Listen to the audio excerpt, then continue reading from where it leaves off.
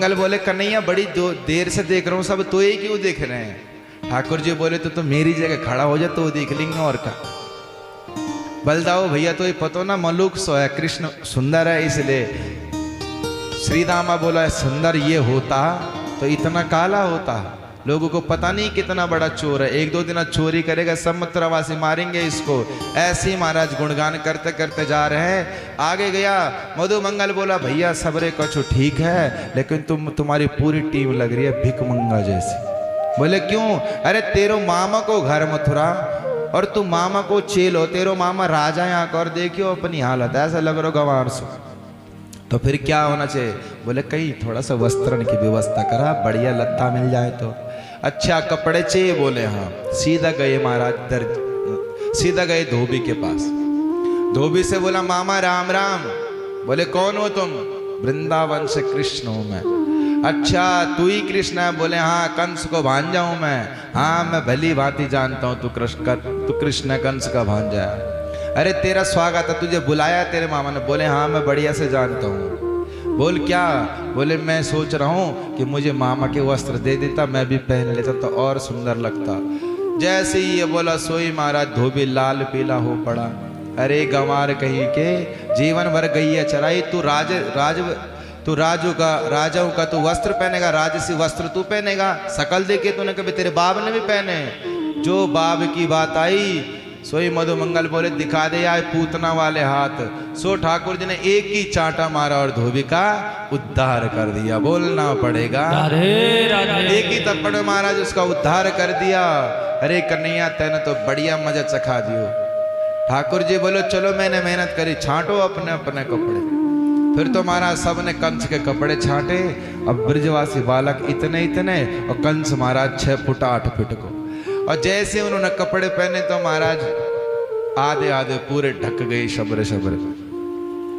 आगे गई तो ऐसा लग रहा मथुरा में वृंदावन से कर्मचारी आए हैं। बोलना पड़ेगा आगे जा रहा, पीछे ऐसा लग रहा सफाई होती जा रही है पूरे मथुरा की गलियों की। एक बोले यार सब कुछ तो ठीक है लेकिन यार लत्ता बहुत बड़े है गए। ठाकुर जी बोले अब क्या करे? बोले कहीं दर्जी के पास शर्ट ठीक करवा। आगे गए तब तक दर्जी मिल गया। भगवान बोले हे दर्जी हमारे कपड़े फिटिंग कर दे। बोले प्रभु आओ। उसने स्वागत से बुलाया, भगवान ने कपड़े उतारे, सबने कपड़े दिए, नाप लिया, सबके फिटिंग करके सुंदर से कपड़े दे दिए। ठाकुर जी को उसने चटकीले वस्त्र पहना दिए। बोलना पड़ेगा राधे राधे। जब ठाकुर जी को रंग बिरंगे वस्त्र पहनाए तब से हमारे ठाकुर जी रंगीले वस्त्र हो गए। तभी से वो रंगीले वस्त्र पहनते हैं। पहली बार उन्होंने रंगीले वस्त्र पहने थे तब से वो ये रंग बिरंगी ज्यादा पसंद करते। देखा होगा आपने बिहारी जी पे कि वो सेम कलर कभी नहीं पहनता। ऊपर कुछ और पहनेगो तो नीचे कुछ और पहनेगो, तो महाराज कमर में कुछ और तो गले में कुछ और, तो महाराज जो उसके मालाएं या फिर मोती होते वो कुछ और कलर की होंगी। ब्रजवासी बोले भैया कपड़ा तो तेने सिलवा लिए, कुछ आशीर्वाद या भी दे दिया। कपड़े सिलवाए कुछ आशीर्वाद देकर जा। दर्जी क्या आशीर्वाद चाहिए? बोले बस हमने देख लिया धोबी का आशीर्वाद, हमें कुछ नहीं चाहिए, बस उतना ही काफी है। भगवान बोलो जावा आशीर्वाद देता हूँ खूब फलो फूलो। बोलना पड़ेगा राधे राधे। और आजकल तो जितने के कपड़े नहीं उतने की सिलाई हो गई। बोलना पड़ेगा भगवान ने आशीर्वाद दिया। आगे ब्रजवासी बोले कन्हैया लत्ता तो बड़े बढ़िया लग रहे हैं, अब थोड़ा सा अगर चंदन हो जाता तो और बढ़िया लगता। अच्छा चंदन की इच्छा? बोले हाँ। आगे गए, आगे जैसे ही गए तब तक महाराज उनको कुब्जा मिल गई। कुब्जा मिली, भगवान ने आवाज मारे ओ सुंदरी। सोई कुब्जा ने देखा, अरे राम राम कौन ने मुझे बोला? ठाकुर जी को देखा एकदम से, क्या तुमने सुंदरी बोला? ठाकुर जी बोला हाँ इतनी सुंदर है तो सुंदरी ना बोलूंगा। कुब्जा बोली राम राम राम। अपने जीवन में पहली बार किसी के मुंह से खुद को सुंदरी सुना। बोलना पड़ेगा राधे राधे। कौन हो तुम? बोले मैं यहाँ मथुरा की मैं फेमस हूँ, चंदन घिसती हूँ और मेरा ही चंदन महाराज राजा के पास जाता है। राजमहल में मेरा ही चंदन जाता है, मेरा घिसा हुआ चंदन प्रसिद्ध है। ठाकुर जी बोले तो ने कहा हमें भी पोत ले। बोले अपने हाथ से लगा दो। ठाकुर जी बोले हम तो चाहते ही अपने हाथ से लगा। सब ब्रजवासियों के माथे पे चंदन पोत दिया। अब चंदन पोतने के बाद ब्रजवासी बोले भैया यार भी कुछ दे दे, सबको देते आ रहा है। सो ठाकुर जी ने क्या किया, अपने पैर के अंगूठे से कुब्जा के पैर का अंगूठा दबाया, और जैसी अपने अंगूठे से उसका अंगूठा दबाया, दूसरे हाथ सीधा उसके ठोड़ी पर लगा दिया, और जैसी ठोड़ी पे हाथ लगाए तो बड़े करीब चले गए, और बलदाऊ भैया शर्मा गए। बोलना पड़ेगा राधे राधे। अरे कन्हैया कुछ शर्म कर ले भैया, मैं भी संग में हूँ। ब्रजवासी बोले और बात कुछ भी भैया, जोड़ी तो बड़ी फर्स्ट क्लास है। 3 जगह से ये भी टेढ़ो, 3 जगह से वो भी टेढ़ा। अब तो इन्होंने मजाक करी, भगवान ने मजाक में एक झटका दिया, उसके तीनों को बड़ों से बेड़ा पार कर दिया, परम सुंदरी का रूप से प्रदान कर दिया। बोल वृंदावन बिहारी लाल की जय। फिर तो महाराज जो कुब्जा ने अपने आप को देखा, भगवान का धन्यवाद किया, प्रभु एक बार मेरे घर अवश्य पधारना। ठाकुर जी बोले ब्रजवासियों कुछ और कसर, बोले कसर और कछु ना, अगर गले में एक माला और हो जाती तो आनंद आ जाता। आगे गए, सुदामा नाम का एक माली था, सब ब्रजवासियों गले में माला डाली, और जितनी माला बचे सबरे ठाकुर जी के गले में डाल दी। बोलना पड़ेगा। और वो देखना तो बिहारी जी पर चले जाओ, लाख मारा जाते बिहारी जी के चरणों पे, और वहीं उनका महाराज ढेर लग जाता है।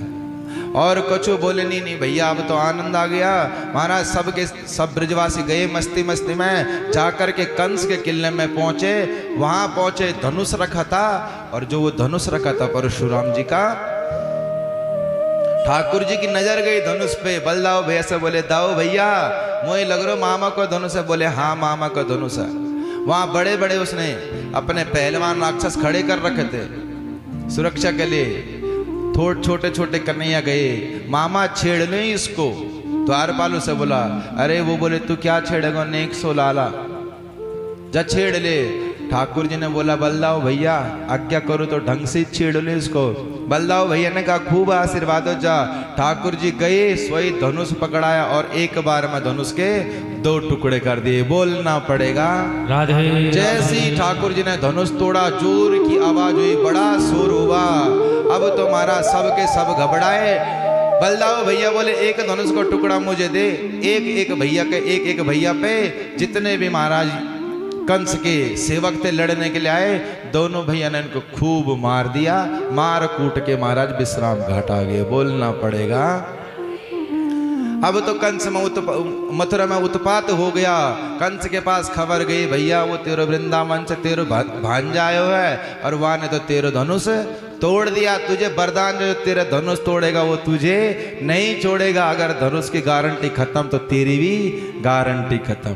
अब तो महाराज कंस डरने लगा कि ओहो मुझे लगता यही वो देवकी का 8वां लाल मेरा काल है। अब तो उसको काला काला मुरली वाला सब जगह दिखने लग गया। कोई भीतर आए वहां की आंख मिलाए, वहां में पुतली दिखे तो उसको भी बोलता, अरे जा जा जा जा जा दूर जा दूर जा।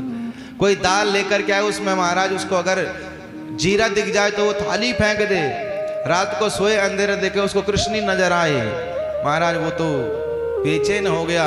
प्रातः काल ठाकुर जी उठे, नहाया धोया। नंद बाबा बोले आओ भैया तुम पीछे से। मैं गया सभागार में, पीछे से ठाकुर जी बलदाऊ भैया आए सखाओं के संग में। सीधा दरवाजे पाए, देखा तो एक कुबलिया पीठ नाम का हाथी खड़ा था। ठाकुर जी बोले ए महावत हटा अपना हाथी। बोले तू जानता नहीं है, मुझे नहीं हटाऊंगा। उसने अंकुश क्या मारा, हाथी लड़ने के लिए गया। ठाकुर जी एकदम से उछले, एक मुक्का मारा और उसका भी उद्धार कर दिया। महावत को पकड़ा, उसको भी कूट दिया। गए सभागार में, चारण मुष्टिक नाम के 2 पहलवान थे, 2 दैत्य थे। उन्होंने कहा आओ हमसे युद्ध करो। ठाकुर जी बोले अरे बेशरम, कम से कम अपने शरीर और मेरा शरीर तो देख ले। अरे युद्ध करवा रहा तो बराबरी का करवा, कहाँ तो इतना बड़ा काम है इतना। वो बोलता मैं जानता हूँ तुझे तो कितना बलशाली है। भगवान बोले जानता है? बोले हाँ। फिर तो भगवान ने क्या, भगवान ने एक मुक्का मारा, बलदाऊ भैया ने एक ही दूसरे को मारा और दोनों का उद्धार कर दिया। एक